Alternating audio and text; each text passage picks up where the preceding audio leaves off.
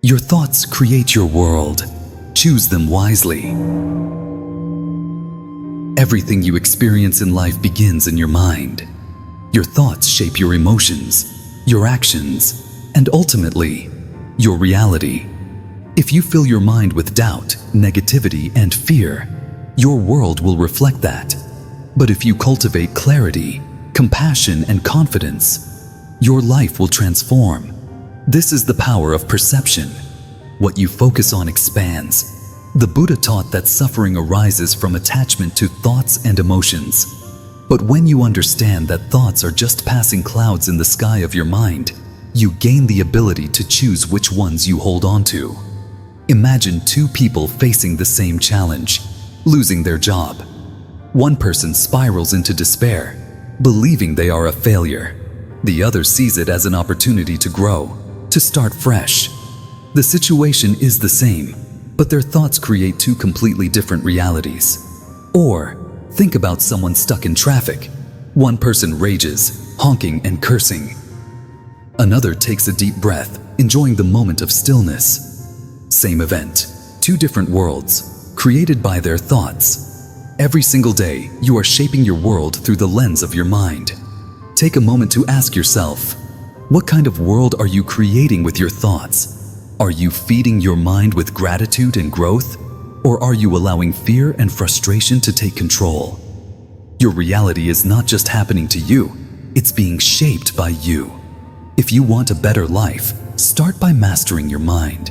Be mindful of your thoughts. Nourish the ones that bring peace and let go of the ones that bring suffering. If this quote resonated with you, comment below with the word mindful choice. Let's affirm our power to shape our world together. A seed of thought, so small, so light, yet grows into the darkest night, or blooms into a golden sun. Choose wisely now, for all is one. May your thoughts be clear, your heart be light, and your path be peaceful. Stay mindful, stay present, and may your world be filled with wisdom.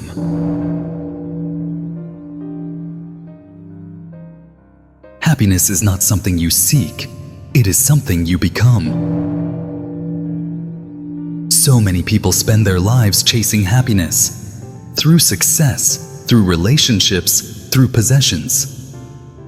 They believe that once they achieve a certain goal, or once they acquire something they lack, then, and only then, they will finally be happy. But happiness is not a prize at the end of a race. It is not found in a destination, a person, or an achievement. Happiness is a state of being cultivated from within. Imagine a traveler searching for a treasure, not realizing they've been carrying it in their pocket all along. That's what we do when we chase happiness outside ourselves. We forget that joy, peace, and contentment are not things to be acquired. They are ways of being.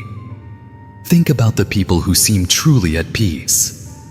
They are not the ones who have the most, but the ones who have learned to appreciate the present.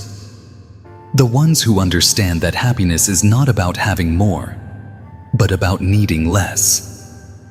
A child playing in the rain, an old man smiling at the sunset, a woman finding peace in a simple moment of stillness. None of them are waiting for happiness.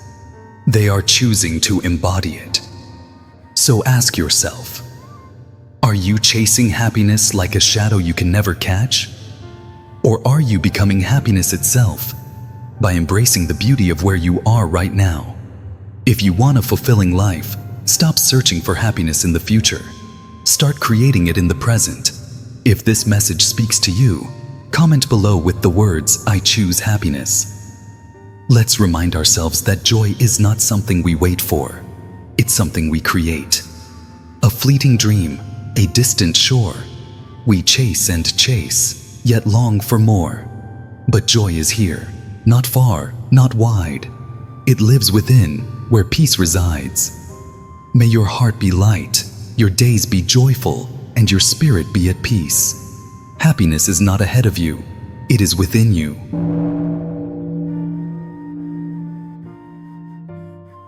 Holding on to anger is like drinking poison and expecting the other person to die. Anger is a fire that burns within, a weight that drags us down, a poison we willingly consume, believing it will harm someone else.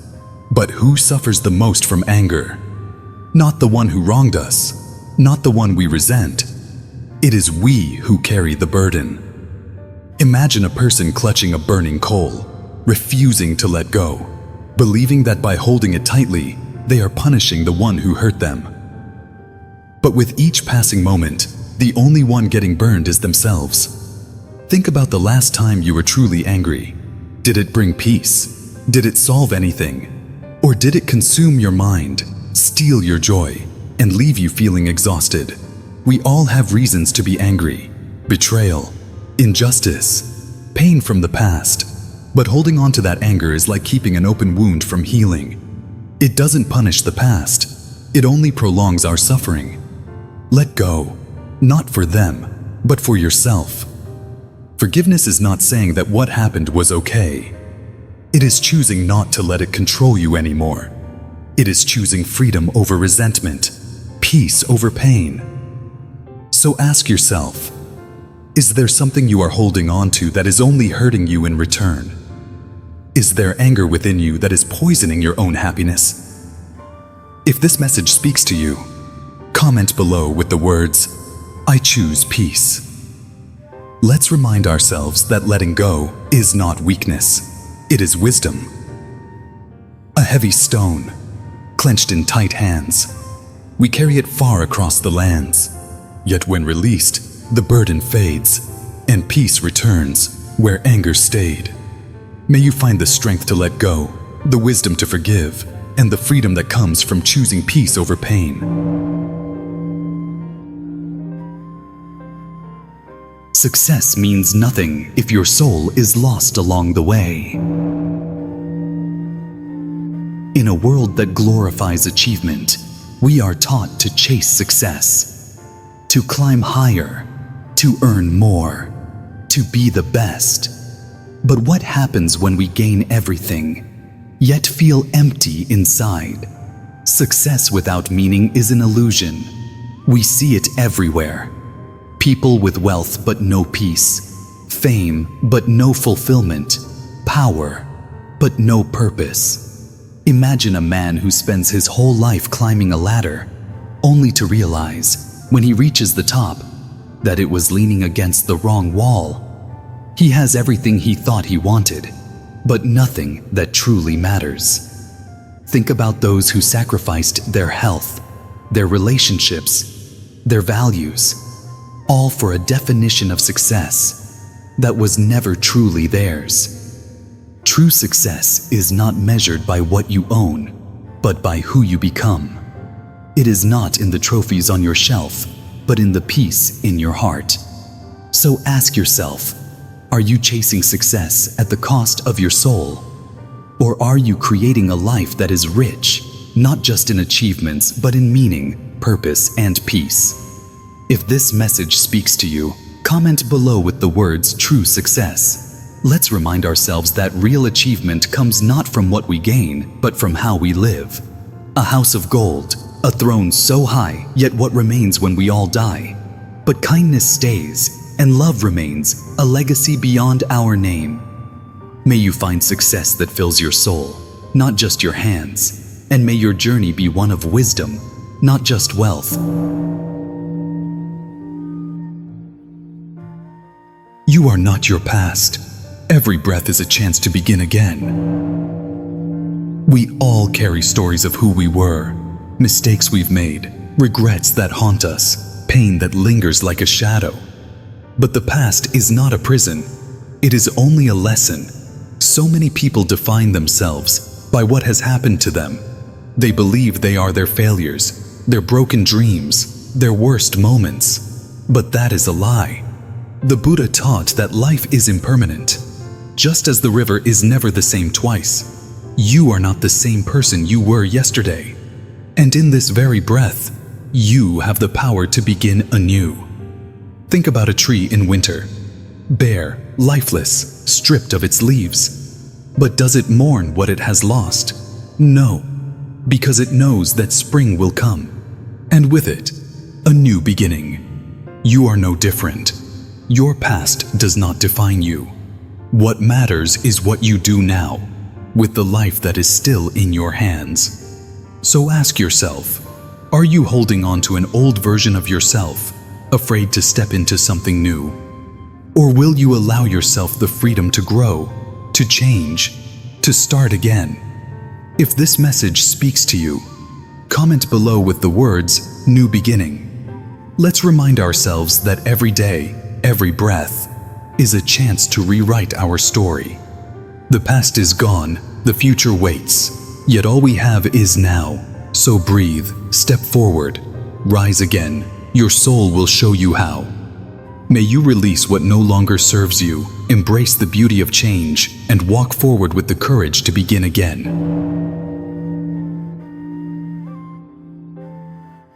Attachment is the root of suffering. Let go and be free. We hold on to things, believing they will bring us happiness. Possessions, relationships, expectations. We cling to them as if they are permanent, as if they define who we are. But nothing lasts forever. Everything we love, everything we fear losing, is already changing, already slipping through our fingers. And when we resist this truth, we suffer. The Buddha taught that suffering comes from attachment, not from love itself, not from experiences, but from our refusal to let things be as they are. Think about a clenched fist, gripping tightly to sand. The harder you hold on, the faster it slips away. But when you open your hand, you find peace instead of pain. How many times have we suffered? Not because something changed, but because we refused to accept that it must.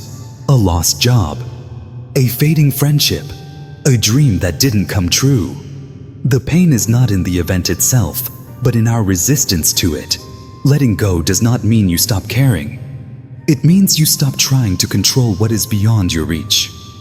It means you trust life enough to flow with it, instead of fighting against it. So ask yourself, what are you holding on to that is holding you back? What weight are you carrying that is no longer meant for you? If this message speaks to you, comment below with the words, "I choose freedom." Let's remind ourselves that peace is found not in grasping, but in releasing. A bird held tight will never sing, yet free it soars with open wings. To love, to live, to truly see. Let go, and you will be free. May you release what binds you, embrace what is, and walk lightly on the path of peace. A wise man sees failure as a teacher, not an enemy. Failure, a word that so many fear, a wound to the ego, a mark of defeat. But what if failure is not the end, but the beginning of wisdom? The world teaches us to fear mistakes, to avoid them at all costs, to see them as proof that we are not good enough. But the Buddha taught something different, that every fall, every setback, is a lesson in disguise. Think about a child learning to walk. Do they give up after the first stumble? Do they see falling as failure? No, they rise again and again, until one day, they run. So why do we, as adults, see failure as something to be ashamed of, instead of something to grow from? Thomas Edison failed thousands of times before inventing the light bulb. A failure? No. A student of persistence? Yes. Every mistake brought him closer to success. In life, the only true failure is refusing to learn, refusing to try. The wisest people are not those who never fail, but those who turn their failures into stepping stones. So ask yourself, are you allowing failure to break you or to build you? Do you see setbacks as the end or as the beginning of something greater? If this message speaks to you, comment below with the words, "I learn, I grow." Let's remind ourselves that every challenge, every mistake, is just another step toward wisdom. A seed must break to reach the sky. The bird must fall before it flies. Do not fear the path ahead. Each misstep is a lesson read. May you embrace failure with open arms. See it as a friend, not a foe, and walk forward with courage, knowing that wisdom is born from every fall. Silence is not emptiness. It is where wisdom speaks the loudest. In a world filled with noise, we have forgotten the power of silence. We fill every moment with distractions, scrolling, talking, searching for something to occupy our minds. But in doing so, we drown out the voice that has the answers we truly seek. Silence is not a void. It is not an absence. It is a space where truth reveals itself, where the mind settles and wisdom rises from within. The Buddha found enlightenment not through words, but through deep, silent meditation. The greatest thinkers, the wisest souls, did not find clarity in chaos. They found it in stillness. Think about the ocean. When the water is turbulent, you see nothing beneath the surface. But when it is calm, it reveals a world unseen. Your mind is no different. How often do we ignore the answers inside us, simply because we never stop to listen? We look for wisdom in books, in conversations, in the outside world, when all along, it was waiting for us in silence. Take a moment, breathe, listen, not to the noise around you, but to the space between thoughts. That is where wisdom lives. So ask yourself, when was the last time you sat in stillness, not to escape, but to truly listen? If this message speaks to you, comment below with the words, "I embrace stillness." Let's remind ourselves that wisdom does not shout, it whispers. The moon reflects in waters deep, yet restless waves will secrets keep. But when the tide is calm and free, the hidden truth we finally see. May you find the courage to sit in silence, to hear the wisdom within, and to walk through life with a mind as still as a quiet sea. Your enemy is not outside of you. It is the mind that believes in separation. We are quick to point fingers, to blame others for our suffering, to see enemies in those who disagree with us, to build walls instead of bridges. But what if the true enemy was not outside of us, but within? The Buddha taught that division is an illusion. We suffer not because others are against us, but because our own minds create separation. We divide people into us and them, good and bad, right and wrong, forgetting that beneath these labels, we are all the same. Think about a flame. It can light 1,000 candles, yet it loses nothing. But if we see others as separate, as competitors, as threats, we become consumed by fear, anger, and resentment. History has shown this time and time again. Wars are fought, families are torn apart, all because people believe in the other. But what if there is no other?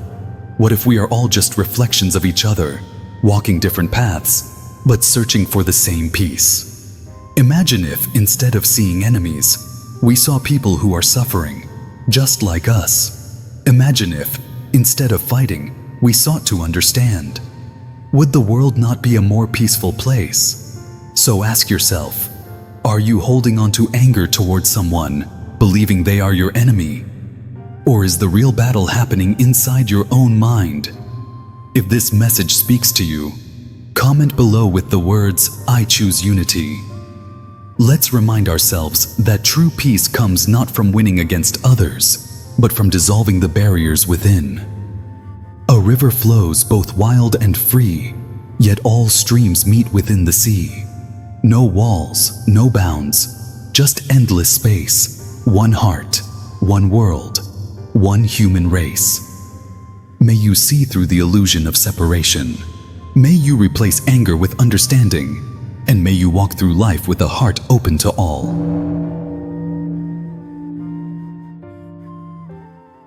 Love without attachment. Give without expectation. Live without fear. Love, generosity, and courage. 3 of the most beautiful things in life. Yet so often we distort them with attachment, expectation, and fear. We cling to love, afraid to lose it. We give, but only when we receive in return. We live cautiously, trapped by the fear of failure, rejection, or pain. But the Buddha taught a different way. Love should be free, not possessive. Giving should be pure, not transactional. And life should be embraced, not feared. Think about the sun. It shines without asking for anything in return. It does not cling to the sky, afraid of the night. It does not fear the passing of time. It simply gives light, warmth, and life. Freely, endlessly, without condition. Now think about the way we love. Do we love like the sun, or do we hold on too tightly, afraid of being alone, afraid of change? True love is not about control. It is about allowing others to be free, to grow, to change, to come and go as they need to. And what about generosity? Do we give because we truly want to, or because we expect something in return? A thank you, a favor, a sense of validation. True giving is like a river, flowing because that is its nature, not because it demands something in return. And life itself. How often do we let fear stop us? We fear failure, so we never try. We fear rejection, so we never speak. We fear the unknown, so we never take the first step. But what if we lived without fear? What if we embraced life, knowing that every experience, good or bad, is part of our journey? So ask yourself, are you loving with attachment or with freedom? Are you giving with expectation or with an open heart? Are you living with fear or with trust? If this message speaks to you, comment below with the words, "I choose freedom." Let's remind ourselves that true love, true generosity, and true life begin when we let go. The river flows, the seasons change, yet love remains, both wild and strange. No chains, no fear, no need to stay. Just light, just warmth, just endless way. May you love without chains, give without limits, and live with the courage to embrace every moment fully.